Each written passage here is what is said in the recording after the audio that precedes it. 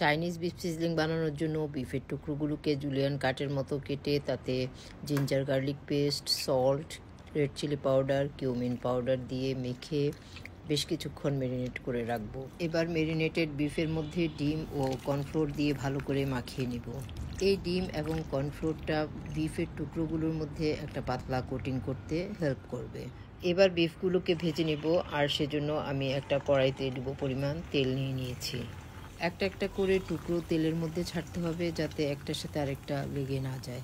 ফ্রাইটা ভালোভাবে তেলের মধ্যে হতে হতে আমি এদিকে একটা সস বানিয়ে নিচ্ছি। একটা বাটিতে 2 tablespoon soya sauce, 2 tablespoon tomato ketchup এবং 2 tablespoon sweet chilli sauce নিয়ে আমি ভালো করে মিক্স করে নিয়েছি।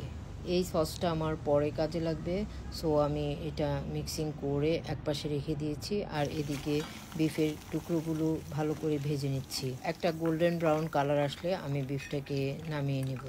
এই ফ্রাইড বিফটা কিন্তু এমনি এমনি খেতে অনেক মজা লাগছিল।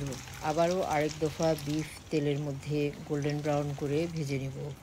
সবগুলো বিফ এভাবে গোল্ডেন ব্রাউন করে সুন্দর করে ভেজে এবার রান্না করব। বিফ সিজলিংয়ের সাথে খাওয়ার জন্য এগ ফ্রাইড রাইস রেডি করব, আর সেজন্য কয়েকটা ডিম সুন্দর করে ফেটিয়ে নিচ্ছি।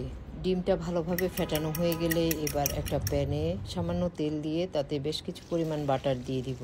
এবার বেশ কিছু কুচনো রসুন বাটারের মধ্যে একটু গোল্ডেন ব্রাউন করে ভেজে নিব।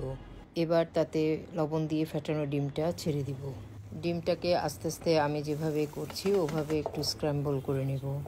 ডিমটাকে আমি চারপাশে সরিয়ে রেখে এবার মাঝখানে 4 ভাগ করে রাখা পেঁয়াজ, জুলিয়ান কাট করে রাখা red, yellow, green bell pepper, carrot দিয়ে একটু সতে করে নিচ্ছি।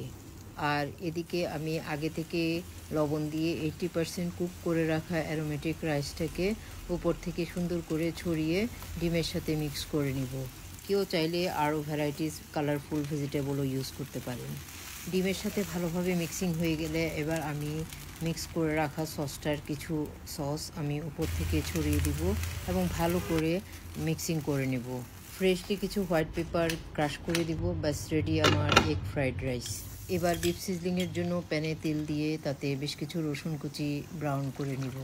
এবার এতে জুলিয়ান কাট করে রাখা red, yellow, green bell pepper, 4 ভাগ করে রাখা পেঁয়াজ দ্রুত অর্থাৎ স্টার ফ্রাই করে নিব। এবার ফ্রাইড বিফটাকে দিয়ে আবারও স্টার ফ্রাই করে নিব। লাস্টলি আগে যে সসটা বানিয়ে রেখেছিলাম ওই সসটা উপর থেকে কিছুটা দিয়ে দ্রুত নেড়ে চেড়ে এবার নামিয়ে নেব।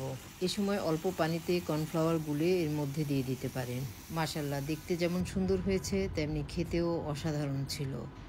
আমি আর সিজলিং প্লেটে নিয়ে কষ্ট করলাম না, সো প্লেটিং এমনি করে ফেললাম আর উপর থেকে কিছুটা সেসেমি সিড ছড়িয়ে দিলাম।